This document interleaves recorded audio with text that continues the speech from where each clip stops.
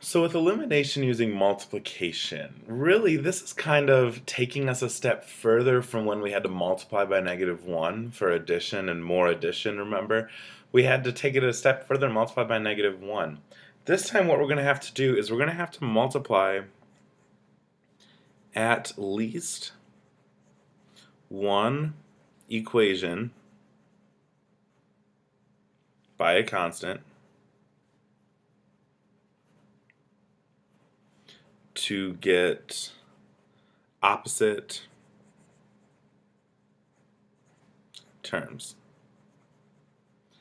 Like with elimination, we liked having the -3 and +3x so that we could eliminate those away and then just deal with the y's. We now need to take that step of multiplying at least one equation so that we have opposites.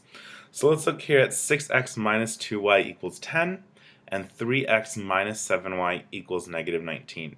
Now, our x's and y's are in columns. Great, we've rearranged it as such. But unfortunately, we don't have any opposites.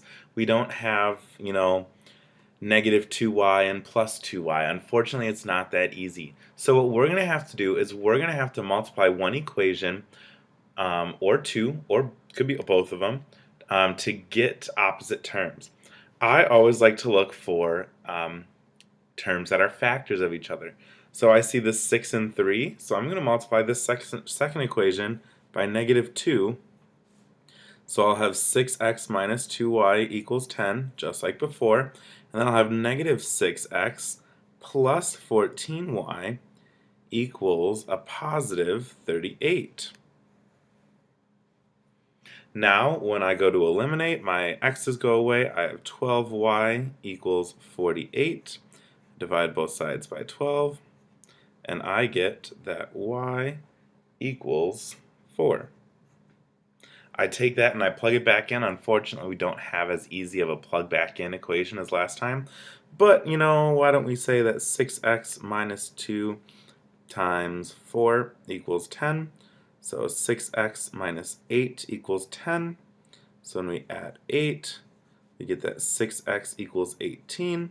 So when we divide by 6, we see that x equals 3. Written as an ordered pair, we have 3, 4. We multiplied the second equation by -2, the whole thing by -2, all terms, so that then we had opposites and we could use elimination. Now, we have 9r plus q equals 13, 3r plus 2q equals -4. Now, we could work with the r's, doing the 9's and 3's. We could do the q's, which I'm going to do the q's this time. Go ahead and do the r's if you want. It's up to you. This is one of those where there's multiple right ways to get the same answer. I'm going to multiply this top one by -2. Oh, -2 again. So I get -18r minus 2q equals -26. And then 3r plus 2q equals -4. So I can eliminate my q's because I have -2 and +2 when I add. -18 plus 3r, I get -15r equals -30. I divide both sides by -15, and I get that r equals 2. So I plug that back in. Why don't we do the second equation? 3 times 2 plus 2q equals -4. So 6 plus 2q equals -4. Subtract 6, 2q equals -10. Divide by 2, and we see that q equals -5. In alphabetical order, r comes first, so we have 2, -5. Now, like I said, sometimes we might have to multiply both equations, and this is one of those where that happens. So we have 5x minus 3y equals 6, and 2x plus 5y equals -10.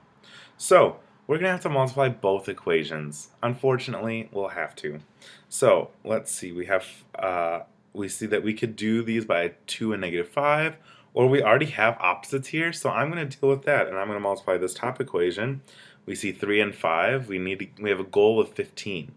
So 3 and 5, I want to multiply this top one by 5, and this bottom one by 3. So I'm going to have 25x minus 15y equals 30. And then down here I have 6x plus 15y equals -30.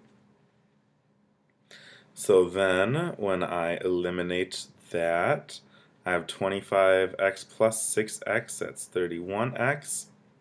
30 minus 30, that's also 0. So it turns out that x equals 0. Remember, it's okay for x equal to 0, be equal to 0. Just because we have 31x equals 0 doesn't mean we have a no solution or something.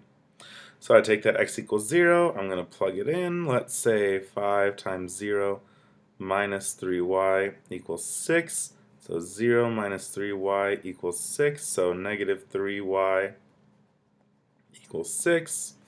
We're going to divide everything by negative 3, and y equals negative 2. So we have 0, comma, negative 2. Now, let's look here at this equation. 6a plus 2b equals 2, and 4a plus 3b equals 8.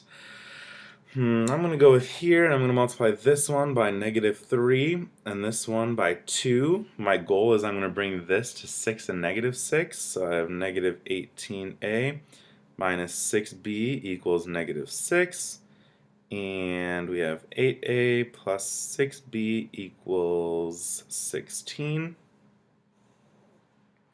Negative 18a plus 8a, we have negative 10a.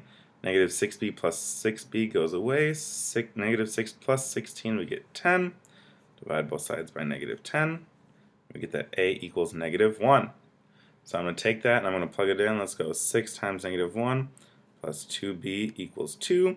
So negative 6 plus 2b equals 2 plus 6 plus 6. So 2b equals 8. Divide everything by 2. b equals 4. Solution, negative 1, 4. Now, I know what you might be thinking. How do we know what to multiply each equation by? Why did you do this by negative 3 and this by 2? Why didn't you do this by 3 and this by negative 2? Again, there's so many ways that we can do these. As long as we are correct in the way that we choose, we will be correct in our final answer. There is no correct pairing. Like we could have done this by positive 3 and this by negative 2. We could have tried to take these both to 12 and multiplied this by 2 and this by negative 3, or by 3 and negative 2. It's all okay. We will get there. And it just takes practice, and then you'll see these relationships that form. So for our practice problems, we're on page 866, 7 through 14. Let's take a look at number 7, which says x plus y equals 2, negative 3x plus 4y equals 15. I'm going to multiply this top equation by 3 and get 3x plus 3y equals 6, and negative 3x plus 4y equals 15. Now when I eliminate, my x's go away, and I have 7y equals 21. So when I divide everything by 7, I get that y equals 3. So I'm going to say x plus 3 equals 2. Subtract 3. I plugged it into this top equation, by the way. X plus 3 equals 2. And I get x equals negative 1.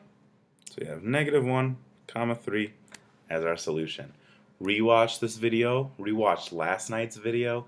Take your time. Do some research. Read the book. Think.